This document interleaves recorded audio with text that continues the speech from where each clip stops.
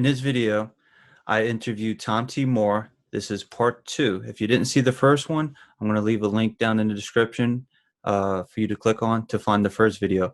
But this is part 2, a follow-up of Atlantis and Lemuria. In this video, he goes into more detail of Lemuria.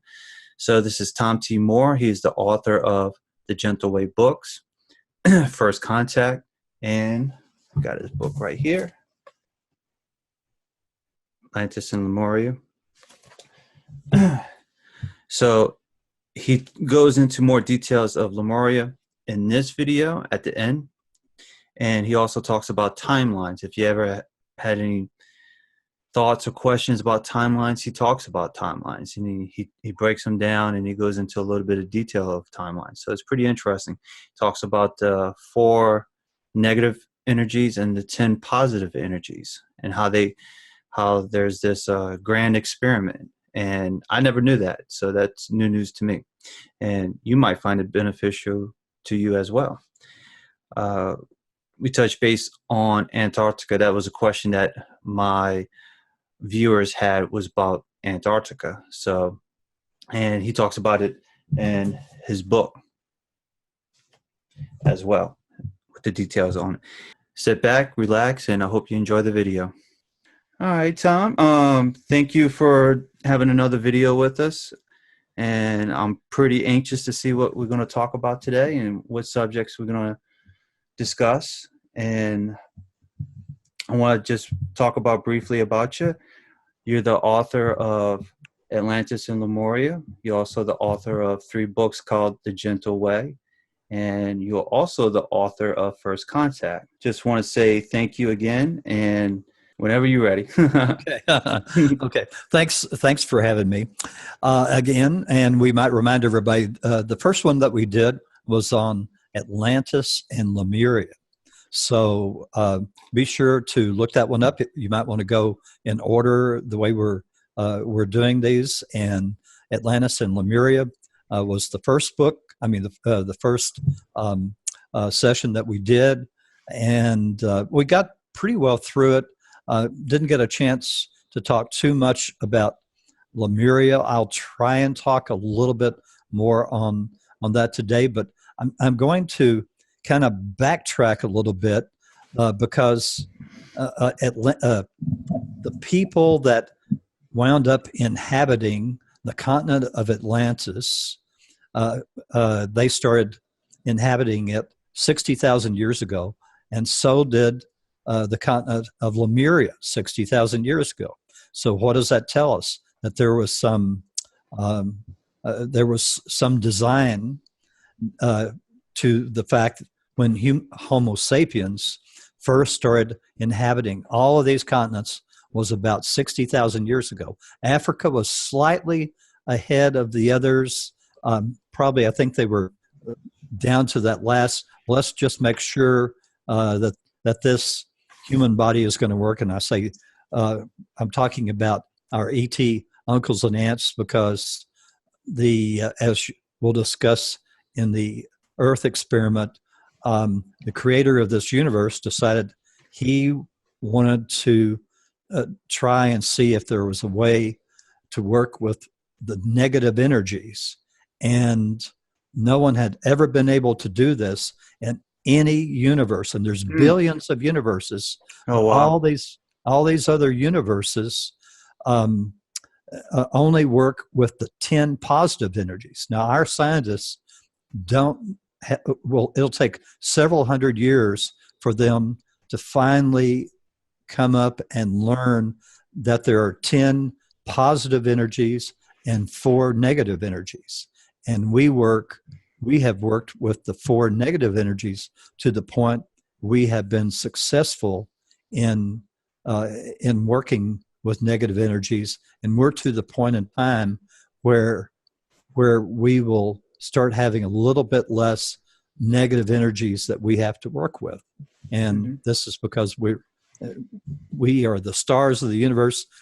We learned how to work with these negative energies, and that was a tremendous accomplishment, which is why we have beings from not only our universe, but even other universes that come and they mask their appearance so that they don't scare us to death, but they're taking millions of readings every single day for people to learn how we were able to work with these negative energies. So that's part of what we have to call the Earth experiment. So let me get to that slide if I can find it again. And Tom, if you don't mind me asking, sure. What are the four negative energies again? I think you discussed. Well, we don't know. I've after I was told that, I started having people ask me, well, what are the four? And I have no earthly idea. So Gotcha. I understand. So let's kind of start at the beginning. I discovered that I could request benevolent outcomes, and this was a fantastic modality that I'd been looking at all these other modalities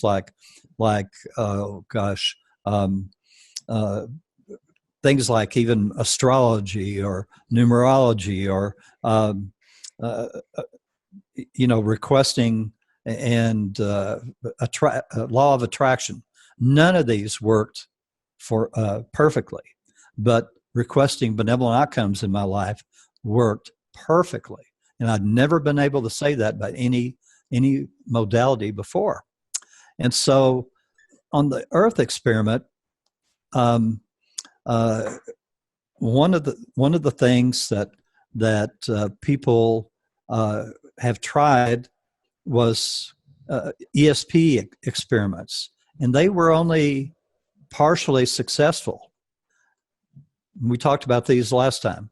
So I finally got to the point where I was able to telepathically communicate with all sorts of entities, everything from people to all types of different kinds of souls, my guardian angel.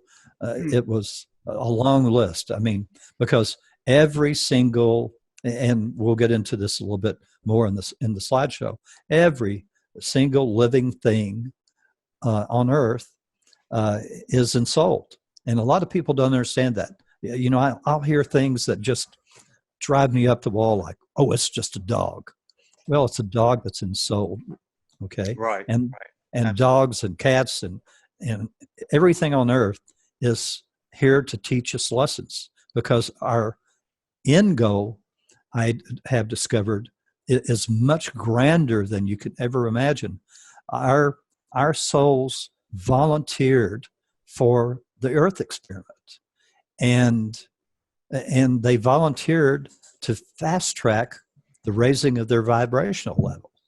And we receive all these messages, these telepathic messages, through the pineal gland, which acts as an antenna. We mentioned this before. The creator of this universe sent its emissaries to all these planets and said, and told them that it wanted to try and see if there was a way to work with these four negative energies. Mm-hmm. So the creator asked for volunteers. And so all of our souls that volunteered, first of all, they had to have reached a certain vibratory level. When I initially started receiving messages and asking questions, I was told that they had to have a spiritual life, but that wasn't exactly true. They were giving me what I could understand at that time.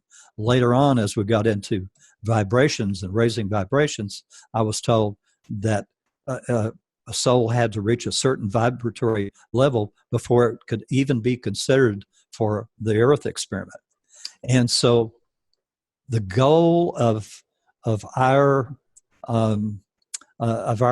souls is to fast track the raising of their vibrations, and eventually, thousands of years from now, we're going to combine and we're going to become a creator. and this has never been done in any other universe. Wow. We're going to combine to become a creator, and we're going to take over running the universe for this creator, and our creator of this universe is going to a higher level. It doesn't even know what that higher level is. So that's interesting. That's interesting. yeah. So there's this big goal, and that's what they're all working for. So like our soul, the souls that we're fragments of here on Earth, in these soul clusters that are made up of 6 to 12 fragments, our souls may be having lives on 500,000 to 1 million other planets in this universe going on all at the same time for the learning. And the learning is for us to be able to eventually be able to have the knowledge to become a creator. And that's why we have a veil that does not allow us to know about any of our past lives. And we have thousands of past lives on other planets. But this veil is for us to learn how to make decisions without having any prior knowledge. We have to come up with new solutions to things. And even I'm even told by like Antura, my brother on another planet, they say, but we've been around for millions of years. Technologically, we're tremendously, advanced. We all wonder, how are you going to come up with new ways to do things? They kind of scratch their heads at that, but the Creator believes that we're going to do that. So, wow, the Creator sent these emissaries, and Guy or Theo told me that when an emissary comes and asks you, the Creator would like you to do something, you can refuse, but nobody ever does. So, kind of like you voluntold.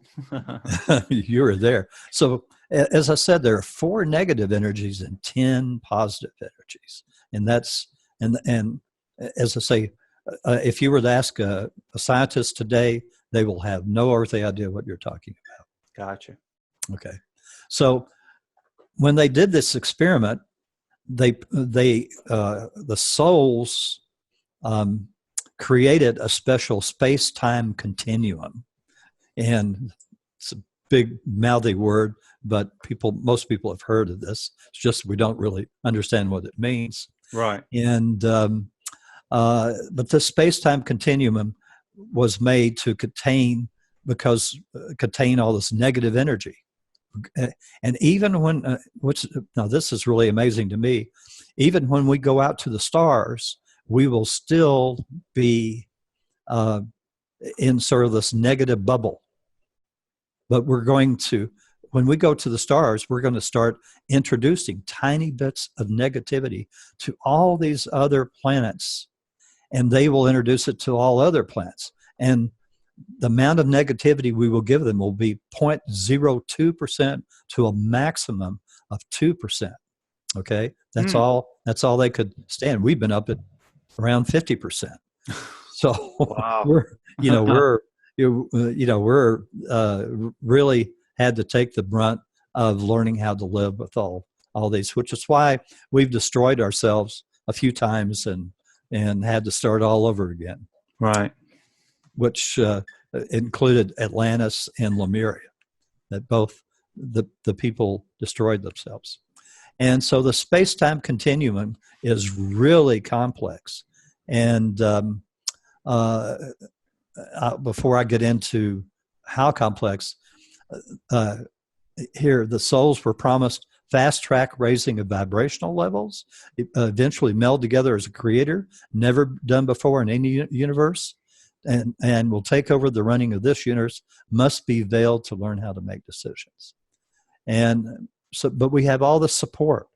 We have guardian angels. Now, these are whole souls, okay? Very powerful. They're golden light beings, which means they glow a golden light because they're so ancient. And there's a little over 1 million of these guardian angels, and they prefer the term servants of the Creator. You keep in mind, a lot of religious people, a lot of people have read, watch out, be careful of angels. They might be to your detriment and everything. Hmm. But these are servants of the Creator. They volunteered. When Theo told me, Theo was one of the first to volunteer to be a guardian angel, and he said when the Creator put out the job description, it humorously said only golden light beings need apply. So these golden light beings are able to take care of thousands and thousands of whole souls and take care of all of these soul fragments having lives on Earth, on all the lives all going on at the same time, because in the space-time continuum, time is just an illusion. All of these lives are going on at the same time, and each life has multiple lives, has parallel lives. So since we have the support, we can ask, I request the most benevolent outcome for, thank you. And it can be a simple thing like a parking space, or it can be something really very dramatic, like you're in danger. I had a lady that wrote to me and said her daughter was walking along the street in California, and a van and some men started following her down the street. She requested a benevolent outcome, and suddenly a bunch of people came outside of a house or a building, and the van drove away. She's quite certain that saved her daughter from who knows what. I had a lady that lives in Kansas that emailed to tell me that she lived on a farm and there was a tornado headed right for them. And so she grabbed the kids, ran for the basement, requested a benevolent outcome for their safety, and the tornado lifted up and passed right over the house. Wow. So there are some really dramatic things that have happened.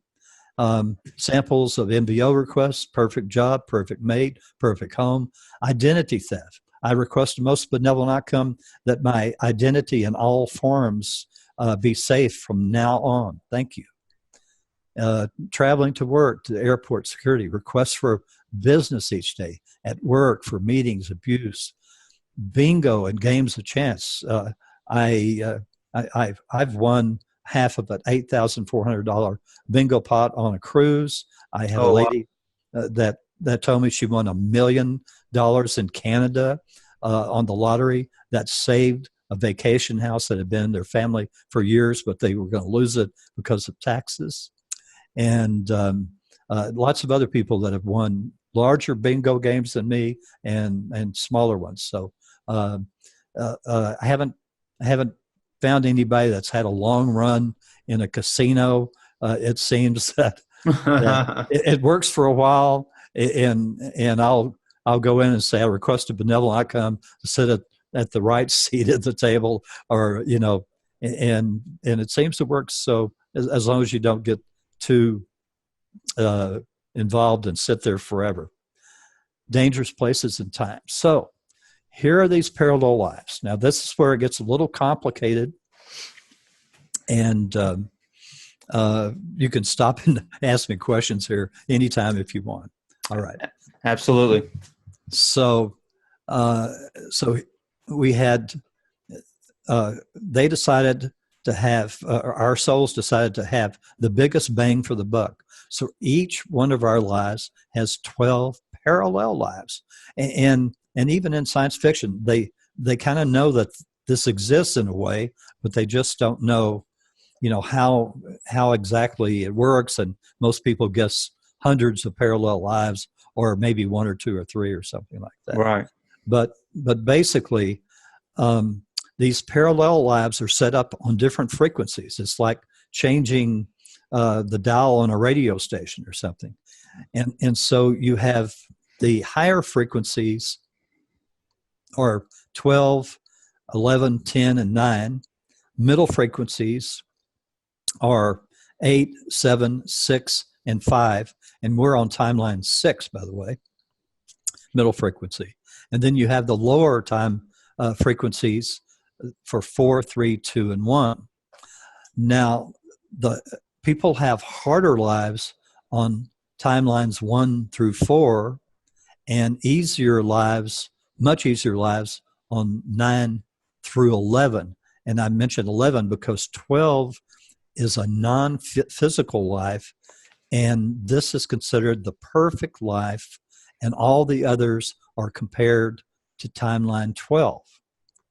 And I don't ever kind of count timeline 12 because it's so foreign to me in a way. You know, it's not physical. You know, they don't have any problems, and then these timelines are subdivided into 4s first of all. So that 9 through 12 and 5 through 8 and 1 through 4, they're subdivided and then subdivided into 2s. So as an example, we're combined with timeline 5. Okay, so Gotcha. there'll be times when, like, my wife had cooked a pie for Thanksgiving or something like that a few years ago, and she gave the pie to our daughter, and it was a different pie, and and when I asked Theo about it, he said, "Oh, well, that pie went over to timeline 5, and timeline 5's went over to you."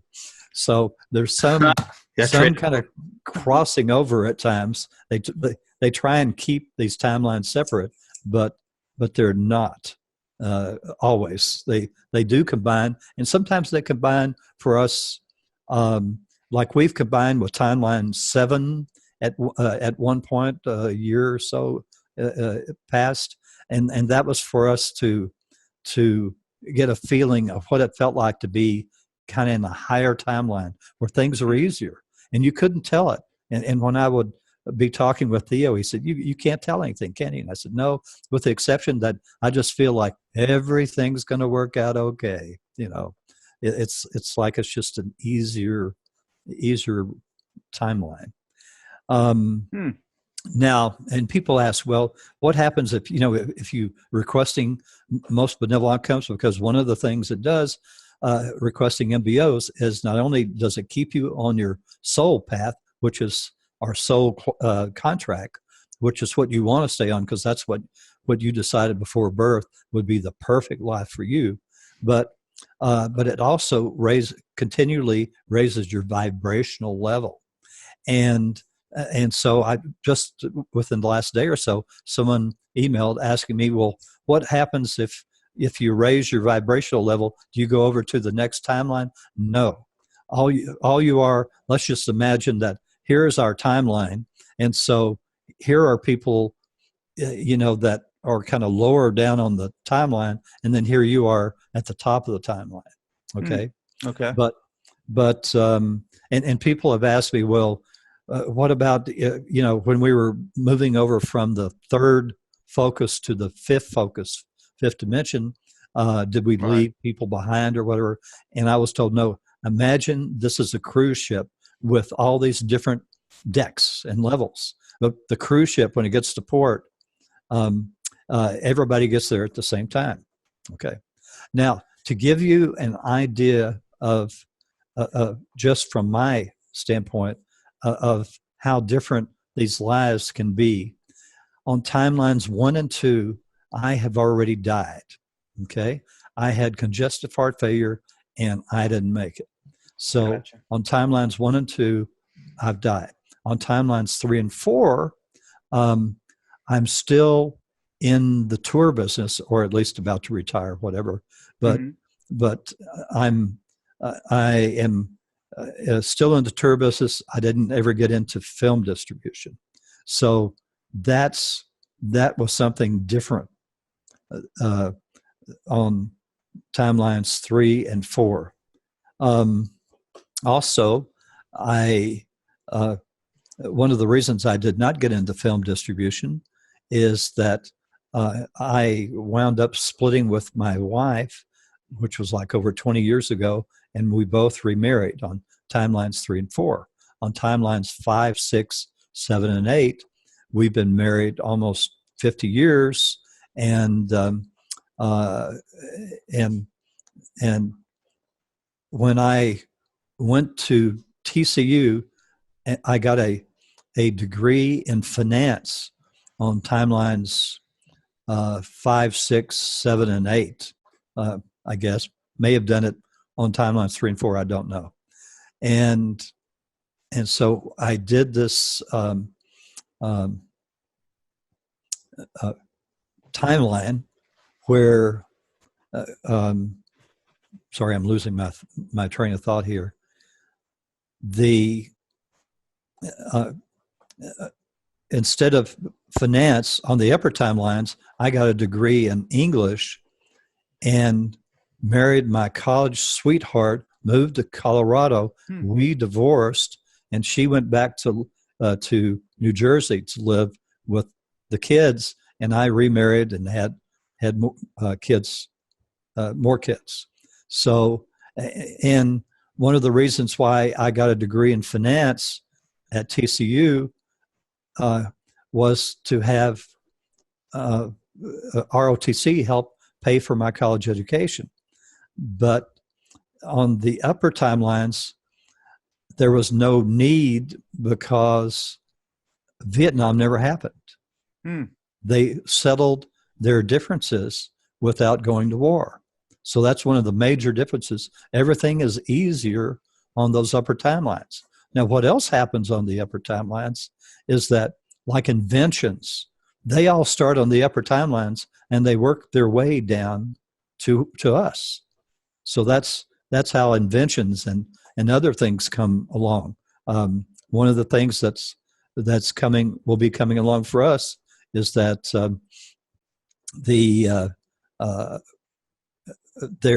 there is my family on the upper timelines is shooting a documentary on board a mothership right now, and that's on timeline number 11.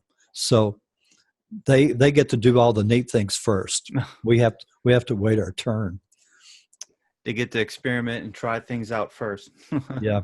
And all the inventions, and of course all these inventions and everything are coming from our guides. You know, they give the information and then they work it, and then it's like they start sharing this information in our dreams with the other timelines going on down the way. So very complicated, and a lot of people don't want to have life that complicated. They don't. Oh, just give me this simple book that was written 2,000 years ago and whatever, and I'll just follow it. But it's much more beautiful when you think about there being 4 million souls helping Gaia run the earth. You know, with dog souls and all these group souls of trees and plants and all this other stuff. There are 4 million other souls. And in my last newsletter, I asked Gaia, I said, about that. I said, are you kind of basically the same size? Keep in mind, we're using 3-dimensional terminology, and they're on the 12th where there is no time and space or whatever. So it's difficult communicating. But I said, you know what I mean? And she said, yeah. She said, I am the same as all these other souls, but look at me as a conductor of an orchestra. I'm the same as them, but I arrange the music, conduct the music. So that's the way to look at Gaia, who is the soul of the earth. Okay. Any questions on all these timelines? No, I think you did a great job. The only one maybe touch base on is 9 and 10. Is that if you could discuss that one? Well, that's part of that upper timeline group. And so 9 and 10, there's big spaces in frequencies between timeline 9 and timeline 8, and the same between timeline 5 and timeline 4. There's a bigger frequency break. Uh-huh. Okay. So, and there's smaller frequency breaks between like timeline 5 and 6 or 7 and 8 or 9 and 10. But there's a big drop off in frequency between these groups of 4. Gotcha. Okay. Okay. I mentioned there's 4 million group souls. Every single living being on Earth is ensouled, and please keep that in mind. I mean, even like I've communicated with Oak Tree Soul, I've communicated with Rose Soul, ROSE, Rose Soul, Lilac Soul. Now, Lilac Soul, where Rose Soul only ensouls roses, all the roses of the world, in all the timelines, in all the lives. You know, Gotcha. I mean, they're really much more immensely capable than we can imagine. They're not like Clarence in It's a Wonderful Life.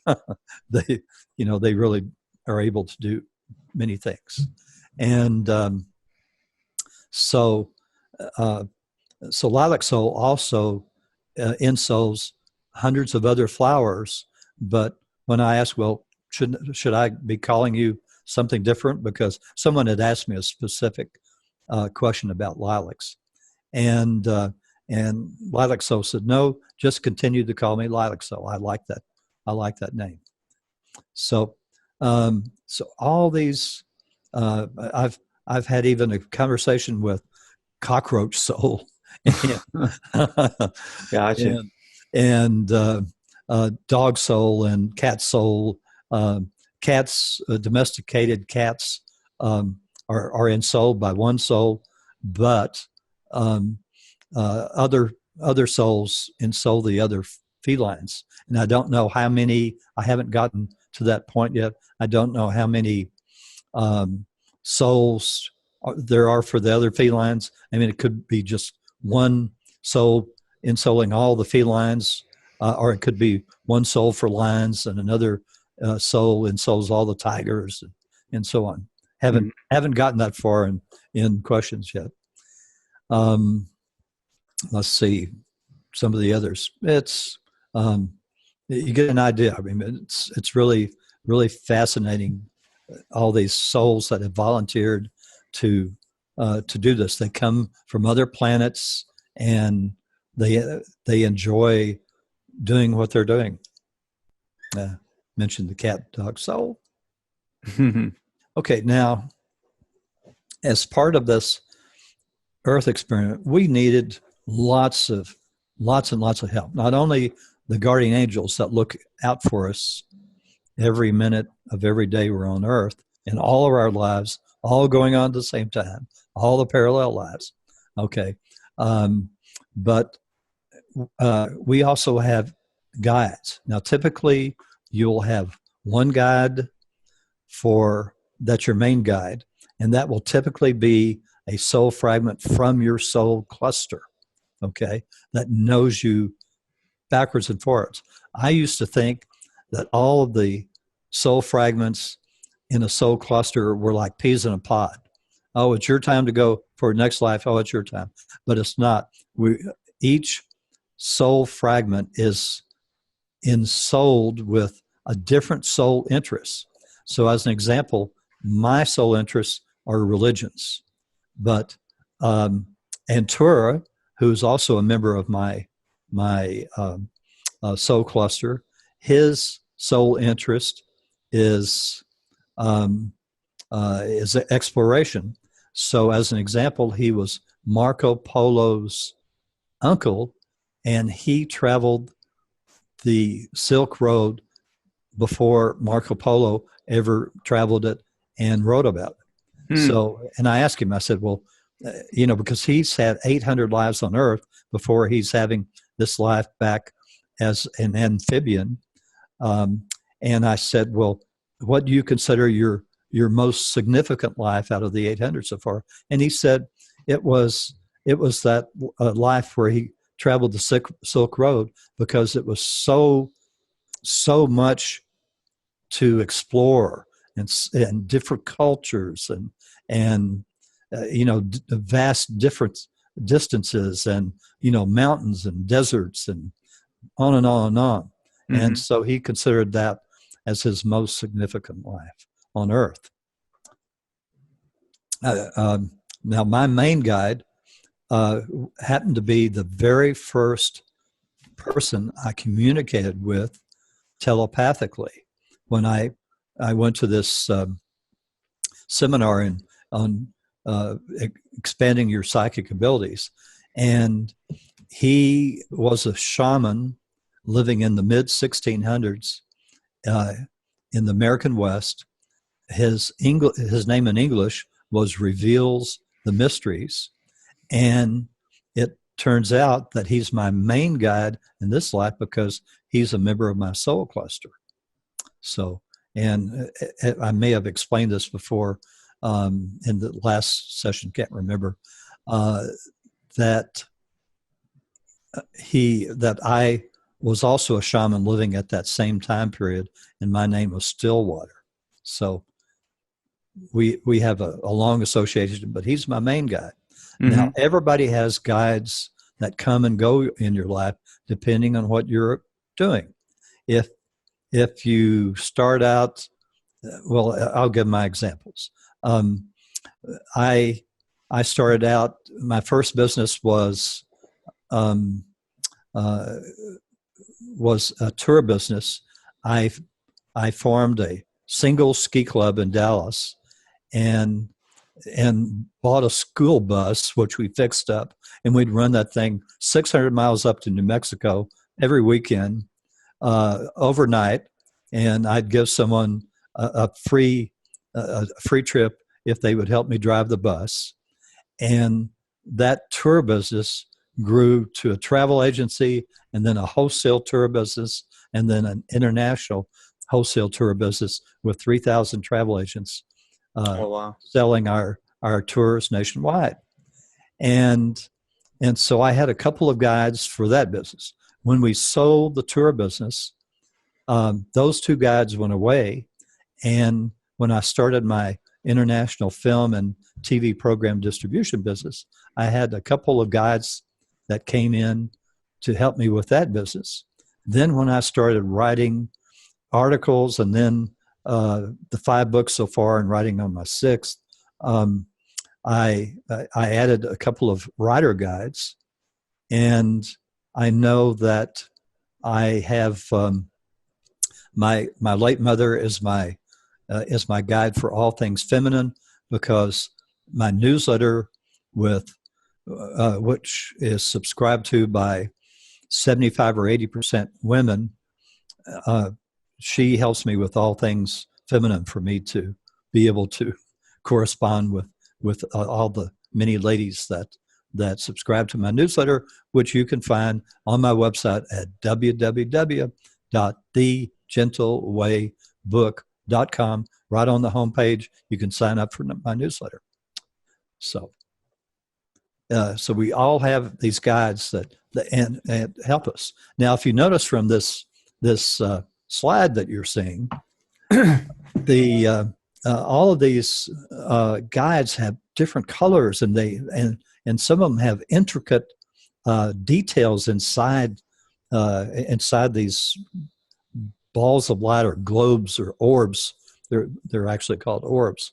And someone one day is going to start studying these orbs, and they're going to identify what all these different colors and everything. I think a red color means less than 100 lives. A blue color means more than 200 lives. Things like that. So there are reasons for these colors and intricate details. Interesting. Mentioned before that Littlefoot and Lucy were some of the very first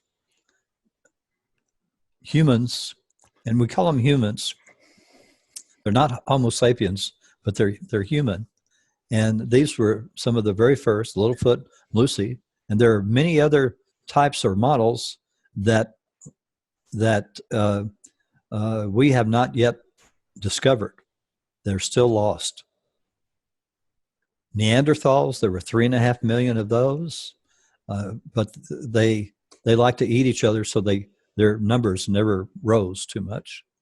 And then the Cro-Magnons were just as smart as we are, 100% of the same capacity, but there were 5 million of them, and the ETs decided they could do a better model than the Cro-Magnons. And so along came the Adam and Eve model human. And there's the Atlantis and Lemuria. And if you see way off to the left-hand side, that's where Lemuria is. And I don't have I don't think I have a slide on that right now. But it's way over in the Pacific, and it's about 12% larger than Australia is today. And Atlantis itself was about 10% larger before it broke apart, leaving only some islands. Follow up on the fact that we didn't get to Lemuria last time, I don't think. Is that correct? No, we touched on it a little bit. Yeah. At the end. Yeah.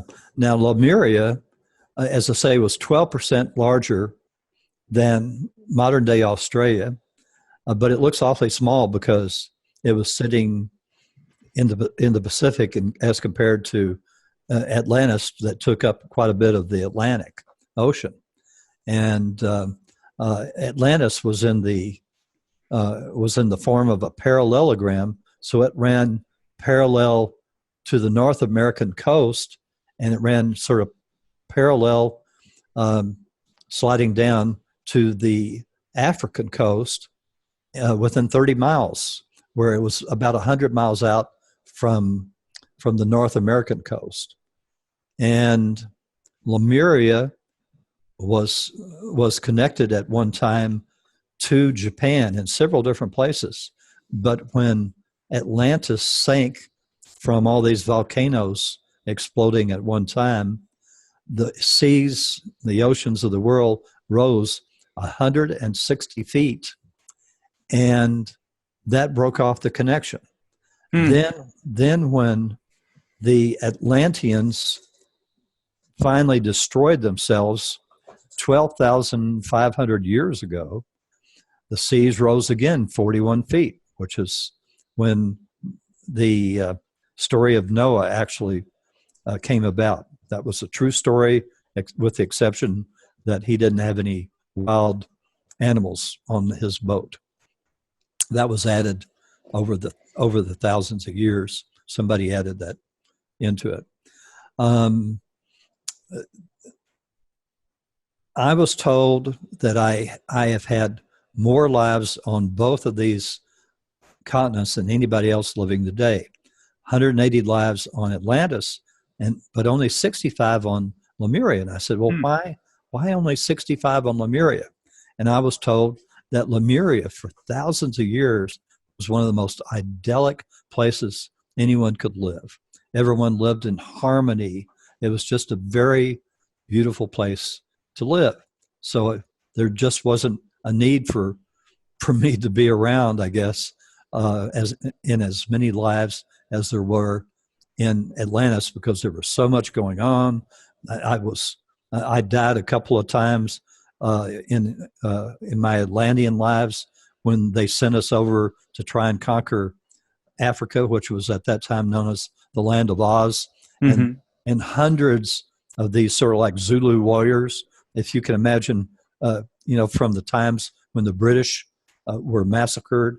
That had happened, thousands of years before, when the Atlanteans tried to come over. The Atlanteans had aircraft, they had all these modern weapons and everything because they'd been around for thousands of years. But the the warriors over in Africa quickly found out that these aircraft could not fly at night, and I'm not sure why, but the beams, these radio beams that they flew on from these crystal, these giant crystals that they used, they could not fly at night, and so they didn't have to worry about being attacked from the air. And even if there was, say, 5,000 Atlantean troops, they bring 20,000 or more warriors, African warriors, and they would just massacre them. And that happened to me a couple of times. I was told I died in Africa thanks to somebody wanting looking for power to conquer more land. The Atlanteans had much easier time in conquering places like the settlements in the Mediterranean. It was much easier to do that. So the Lemurians lived a pretty idyllic life, and finally, in the last 1,000 years of their existence, they started having problems. The continent of Lemuria was sort of divided like I would compare it to Europe today.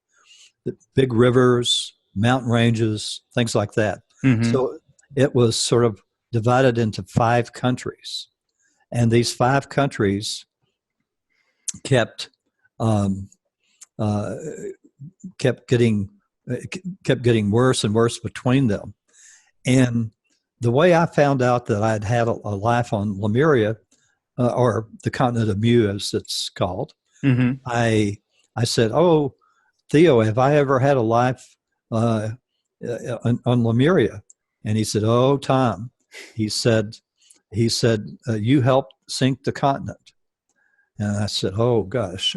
He said it was the worst life. I like that news. Yeah, I really loved it. He said, "You were a religious leader of one of the countries, and you encouraged the leaders of your country to go ahead and drop this. It's like 2 hydrogen bombs on 2 of the countries, 1 each. And because we all thought that they didn't have these bombs, and we thought we'd just wipe out the major parts of these countries, and we wouldn't have to worry about them anymore. Well, lo and behold, they did have these hydrogen type bombs, much larger than anything ever used today. And they were so big that when the war got started and everybody started dropping these bombs, it broke the continent up, and it sank within days. Wow. And so when that happened, the seas rose again about 170 feet or more, and again wiping out every time the seas rose like this, these giant rising of seas, every single village, town, and city that had built up on the coast of the world over thousands of years would be completely wiped out, wiping out all their history and everything. It's no wonder a lot of people think that our history only goes back 6,000 or so years. It's because all these histories got wiped out. And almost like a reset button. Yeah, almost like a reset button. And everybody had to start over again. And in fact, the ETs, because of the space-time continuum, they could go forward in time. And they could tell where both of these societies were headed. And so suddenly they all withdrew. They all just flew away one day, and leaving the people on both these continents just really perplexed. Well, where'd they go? Why are you leaving? And they wouldn't tell them, and because they couldn't interfere. And that's where the Earth Directive came along, and that's all part of the first Contact book that goes into detail on the Earth Directive. So So we blew ourselves up. Luckily, uh, there there were people that started leaving Lemuria and migrating elsewhere, a little similar to Atlantis, but or I should say, when Poseidon and Aram were around, people started leaving there when it got too much warring, and so a lot of people migrated to what is now like Malaysia um, or southern China and even Japan. In fact, I'd ask to show you how idyllic the continent of Mu was. Um, there was a lot of land on Japan, and it was only inhabited by what were considered indigenous people. Way behind. They would be like the villagers in Africa today or whatever, and Mm-hmm. but they didn't need the land or anything, and so they weren't like the Atlanteans, go conquer this place and that place. They just left them alone. So people migrated to Japan, migrated to China, and so on before the final big war happened. So and it took me, I think it was 80, something like either 81 or 85 lives to balance that one life. I had to have a life where I went down with the ship in Atlantis as a kid. When they the war came, I was alive then, so I had to have lives where I died Gotcha. a bunch of times in order to balance that life. So at least it wasn't as many as like Hitler. He was 100. He has 110, and some of his henchmen even more. Wow. So, You mentioned the Oz location and that it was in Africa. Did you ever find out like what part of Africa it was for the Oz location? well, it was just called. It was like all of Africa, or the known part of Africa. I don't Mm-hmm. know if they knew how far down extended or not. Was just called the Land of Oz, and it's keep in mind it was very fertile. All that top half of Africa that is now desert, it was very fertile back in those days. Mm-hmm. So when I migrated there with 25,000 of my followers from Poseidon, we spread out all over that whole top part of Africa, and people had farms and villages and things like that. So there was plenty of room to spread out. There weren't that many people, only probably a gathering around the Nile. Keep in mind, Egypt is much, much older than they claim, and of course they can't. They found things that would show that Egypt is much older, but they can't come out publicly with it because of the religious beliefs at Right. this time. They would be called heretics, and they would be trying to stone them to death or something. Wow. It's a shame. Maybe, hopefully, one day the truth will come out. It may. That's one of my goals. Is if we do get to do the documentary, they told me they will show us the history of the world. Wow. Yeah, that would be interesting. That would be good. Yeah. Antarctica. That was one of the questions that was asked when I sent out, like feedback on questions and everything. Mm-hmm. And I know you touch about it in your book, and a lot of people, and I read their comments on other subjects, other topics, and there's a lot of people that truly believe that Atlantis was in Antarctica. But Well, you have a whole different story. yeah, it was settled not by a race of people that were part of the Earth experiment. These people lived on Antarctica before it was ever a frozen block of ice. Right. And Edgar Casey mentions this. He calls it the first destruction. Destruction. I kind of skipped over it because when I asked how it affected the continent of Atlantis, I was told very little because there weren't that many people living there 31,000 or so years ago. And it only kind of affected the coastline. But when Gaia switched the poles or moved magnetic north, however you wish to describe it, suddenly Atlantis froze almost overnight. Antarctica froze almost overnight, and as well as did some of the northern places. Look at Greenland. If you look at the topography and all of Greenland, there were some giant rivers and things like that have frozen over. They were a beautiful part of the planet, and suddenly the people are freezing to death.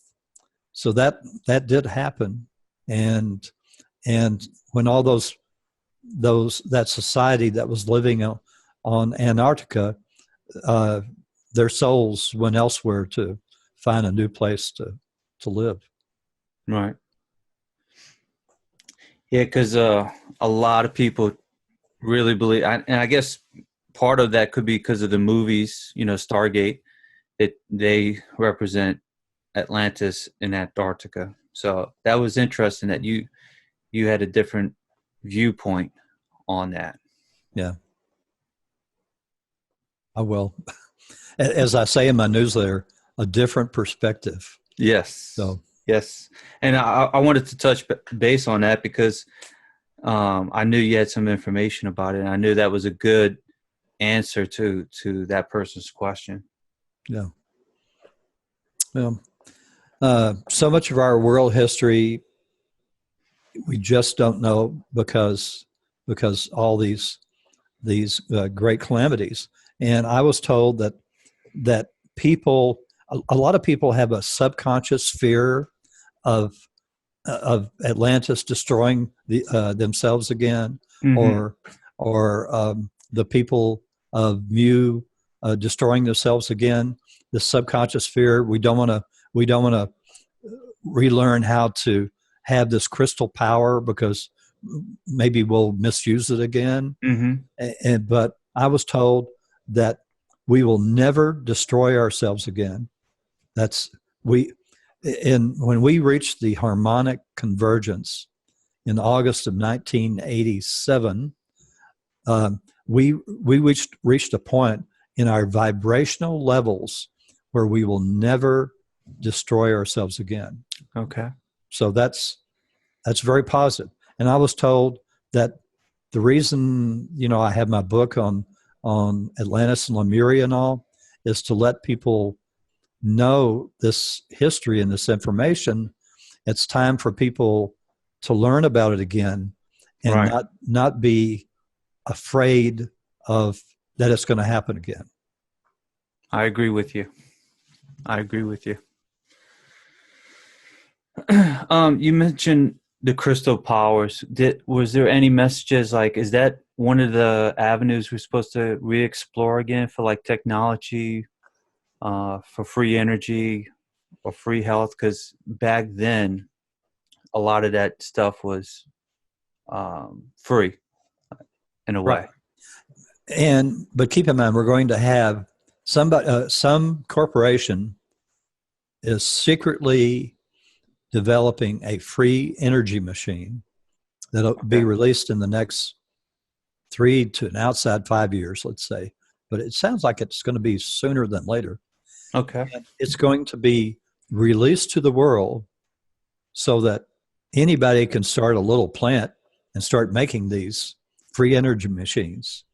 And they're going to do this all over the planet. And it's going to be such a game changer. There are going to be no more needs for oil pipelines. Look at the story about all the people that got burned to death in Mexico from siphoning oil out of a pipeline. Oh yeah, yeah, you're So right. I heard there's about that. and and the indigenous population of Canada, they forced them to have this pipeline going across their land, and in 5 years or so, maybe 10 at the outside, they'll have the last laugh because there will be no need for the pipeline. Right. So there's going to be all these dramatic changes that these free energy machines you can power one house, or several houses will get together and they'll have a little grid, their own little grid That's of right. powering 4 or 5 houses together. And you talk about that in your newsletter too. Yeah. So that's right. That Yep. is in your newsletter as well. People send me in questions from all over the world to ask, and I don't always get it right. I keep telling people, hey, look, I think I'm in the 80 to 90% percentile, but Theo says no one that does this work is perfect, and you have to just understand that.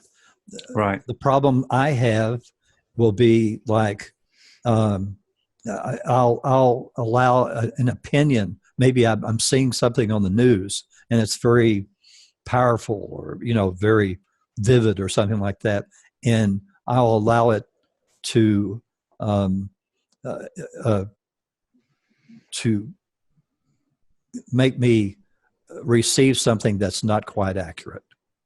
And I really, really worked to try and keep myself as neutral as possible when I ask these questions. And sometimes if it's important, then I'll ask several different times, at different times, because maybe I'm tired one day. I barely get out of bed. The last time I did I got up at like 3 o'clock in the morning, and did a session because it's quiet, and I had awakened earlier in the night, and it took me an hour to get back to sleep when I let the dogs out, and so I was really tired. And then suddenly, as I'm doing this stuff on my computer, all of a sudden I pop awake and I've got K, like 3 or 4 lines of K's that I typed on the computer, and so there'll be times like that, or times where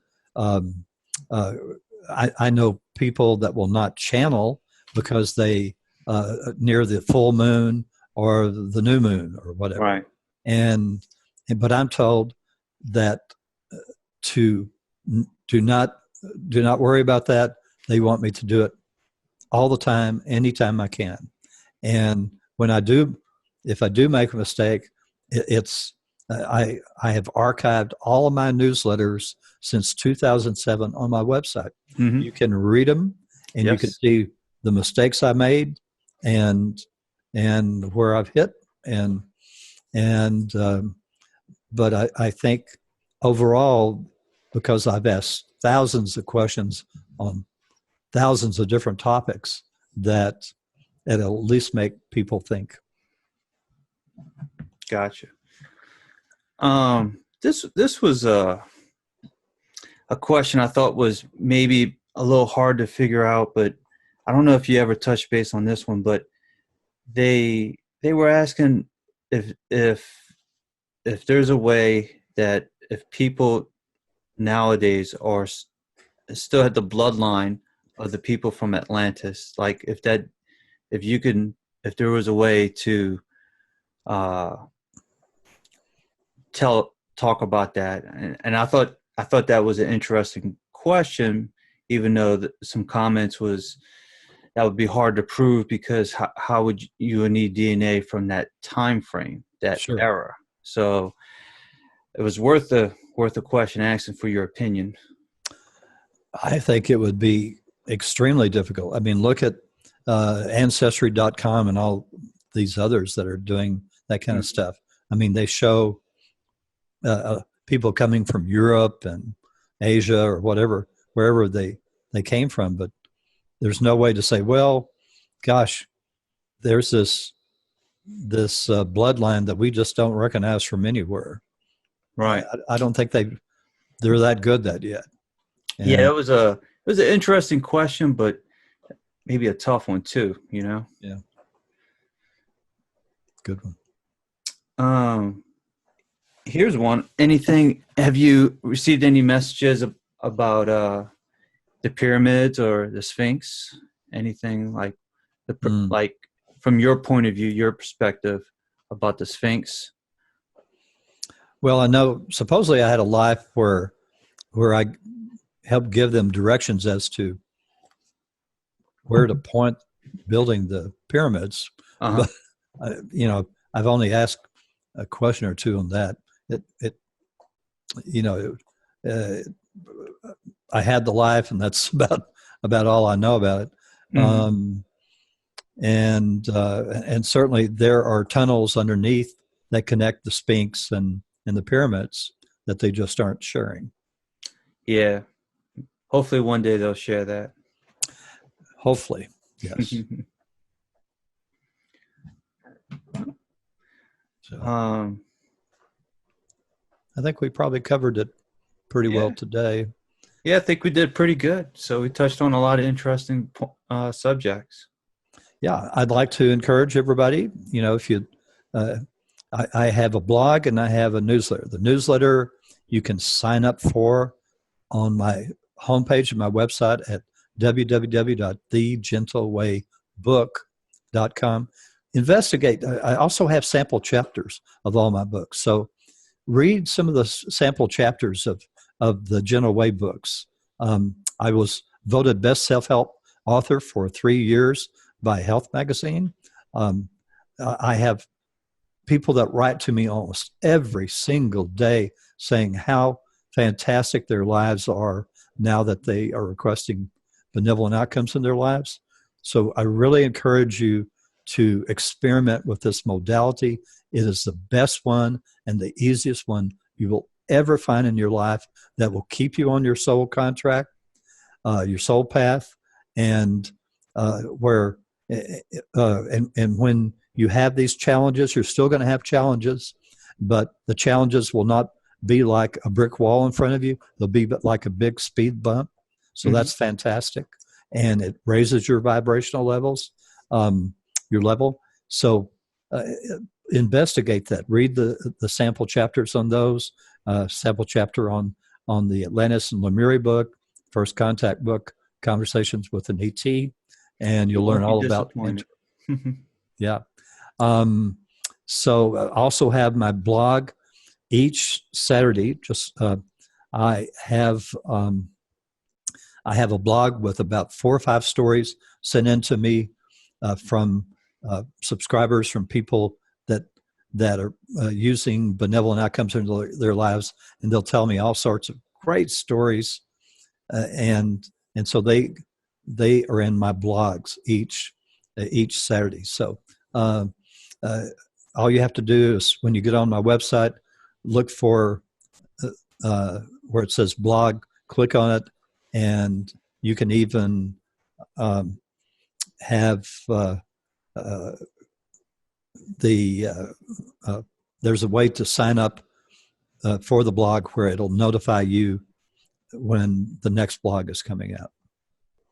Thank you for having me, Jason. Oh, thank you, sir. Thank you. It's been a pleasure. Always a pleasure. Yeah. Everyone have a most benevolent week coming up. Look forward to having you as subscribers for the newsletter. Thank you. Yep. Thank you. Thank you for watching my video. I hope you enjoyed it.